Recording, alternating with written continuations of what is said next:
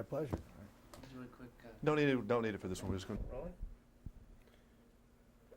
Pat, you must be pretty smart because I've watched this show in production, and it's a little confusing for the host. You have to keep up with more than one thing. You ever made a faux pas in your early days? Oh, never made a mistake in 10 years of doing the show.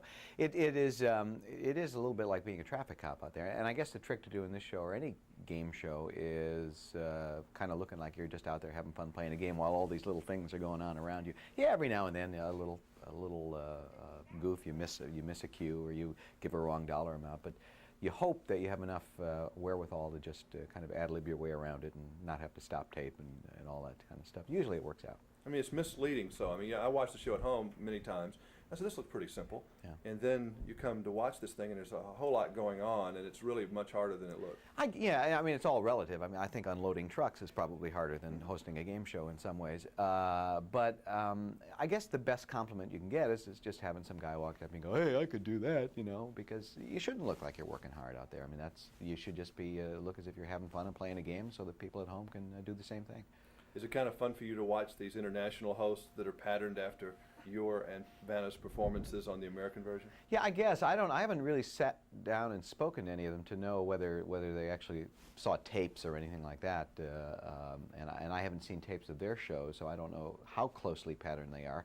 But the basics are there, the wheel and the host and the hostess, you know, the girl turning the letters and the host with the nice hair and all that stuff. So that's pretty consistent. And yeah, it's fun to see them. They really seem like nice, personable people, and you can tell how they got the jobs. What's the, you know, if you go 20 years from now, let's say that you may have retired from doing the show 20 or 30 years from now, what are you going to remember about this whole experience?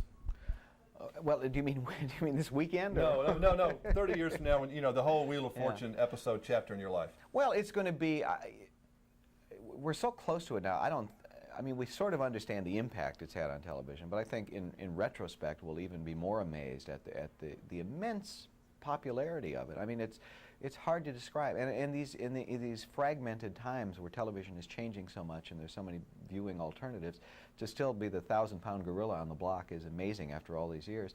And I think that will be it more than anything else, to look at what a phenomenon it was and to be grateful to have been part of that. Was it a bit overwhelming for you to do things like ride on the back of trains where people would stand up and wave, and it was such a big deal that I don't think you were ready for that, maybe?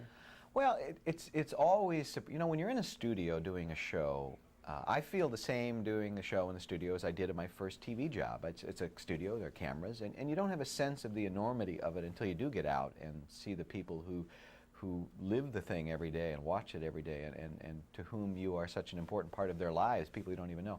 And it is a little bit, I don't know if it's overwhelming is the word, but it's certainly amazing and surprising to see all those people turn out to see what to us in the studio seems like we're playing this simple little game, and to a lot of people it's a very important part of their day, and that's very nice. It's like being rock stars there for a little while, certainly. A little bit. I consider myself the Bon Jovi of game show hosts. And as Vanna, you said you were proud of her, how she's handled this. I mean, she's had a little bit more heat than you as far as the scandal sheets and everything, her whole life being lived before the public. It had to have been hard for her. Yeah, it really has been, although she's handled that part of it real well. She's handled the whole fame aspect well. I mean, it's such a weird business, you know, you never know what's going to strike, and she certainly had no conception that she'd, you know, turn some letters and become this sort of media darling. And a lot of women, I think, would have handled it a lot less well than she had. It'd be very easy to kind of get a big head over the thing and become a prima donna, and you know, having spoken to her, she's a sweetheart and as down to earth as you can be. And I love watching sort of crusty interviewers come in and say, "Oh, I'm going to skewer her, this letter turner," you know. And by the time they leave, they love her to death because she makes the joke on herself. You ask Vanna what she does for a living. She says, "I turn letters," you know, and doesn't try to make any more of it than that. And I think that's a real redeeming feature of her. Get over the shoulder. Talk. Does Pat need to talk or me? Yeah, All right, just Pat talk. So anyway, my shorts are riding up right now, and it's a very uncomfortable situation. But I've been wearing them for 3 days. I travel very light, and I don't like to. Didn't ask any scandal things. Okay, we're rolling. So am I listening or talking, or do you care? Let's see. What are we both doing here? I always forget this. We're rolling. Okay. Pat and Vanna were kind of like rock stars there for a while in the early 80s. You know, it seems to me, I've heard that question somewhere before. Maybe it was, it could have been another interview. I know it was with the Alistair Cook interview that I did. He said much the same thing. And the David Froston. Another question? Is that good? No, that's good. Okay. Yeah, it's good. Actually, yeah, we're gonna have to be real fast because. I know. We're going right now. Okay. We're We're going gonna right. have to repress the jacket, so. Tape rolls. Okay. All right, quiet. Okay, quiet. Quiet. I was talking to Pat that like in the early part of the 80s, you guys were really kind of like rock stars, you know? When you look back in the history books in the Vanna White and the Pat Sajak chapter of your life, what are you probably going to remember? Lots of letters, you know. I dream about letters every night. Did you know that? No. No. A lot of fun times, a lot of happy times, and just good things. Was it ever a little overwhelming for you, even for 5 minutes? Oh, absolutely. It's still overwhelming. You know, all the magazine covers and especially some of the shows. Some of the shows are special to me because I remember one of the shows where a gentleman won a brand new car, and he was like taking the bus. You know, he took the bus to get there, and he won a car. So things like that I'll always remember. You know, this is the most popular television show in the world, which is amazing because of all the different wheels. What did you think about seeing all those Vanna clones from European countries today? It was amazing. It's fascinating. I feel like we're all a big family because there's not many people that do the same job that I do. To see 14 of them, you know, under one roof was very interesting.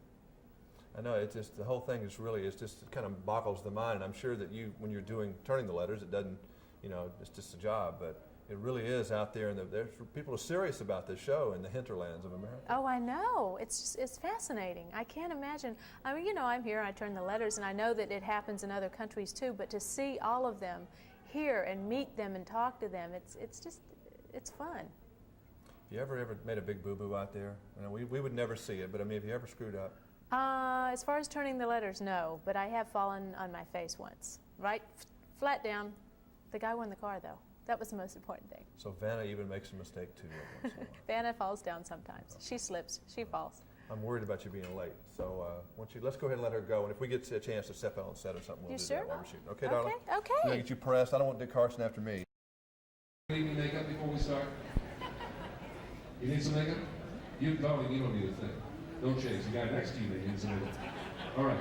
But at the very top of the show, I do a very special intro right here. But effectively, what I'm saying is, welcome to the show, All American Loves Wheel of Fortune. At that point, we want you to break out into one. Picture me.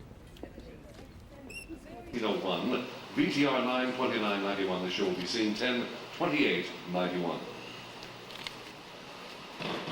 15 seconds.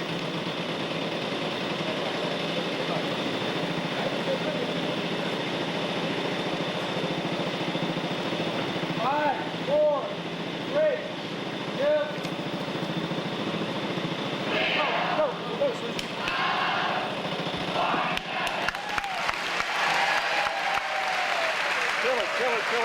Kill it. Gary!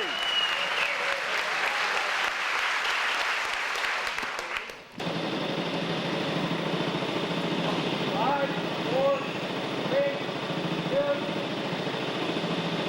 Go. From Walt Disney World's 20th anniversary surprise celebration in Orlando, Florida, it's Wheel of Fortune Around the World, America's most watched game show. The famous wheel is spinning your way with lots of cash and in the sorts of fabulous and exciting prizes. Over $125,000 just waiting to be won this week.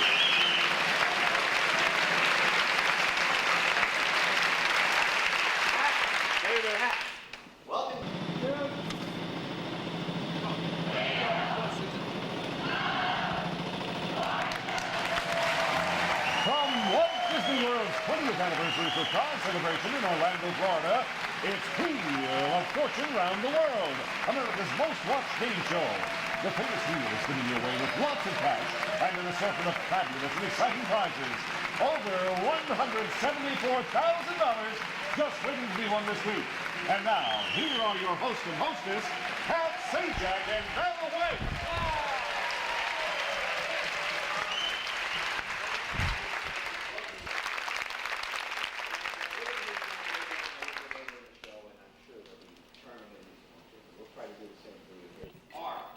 No, next field.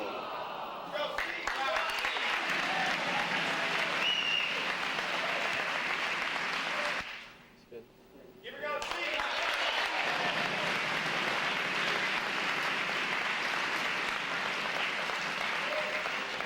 700. Times 1.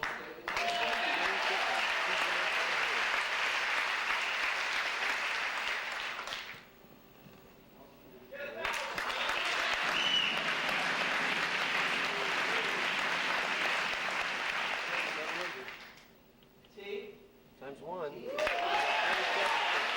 have $2,900. We'll move right on to our second round with $2,500 straight from the wheel.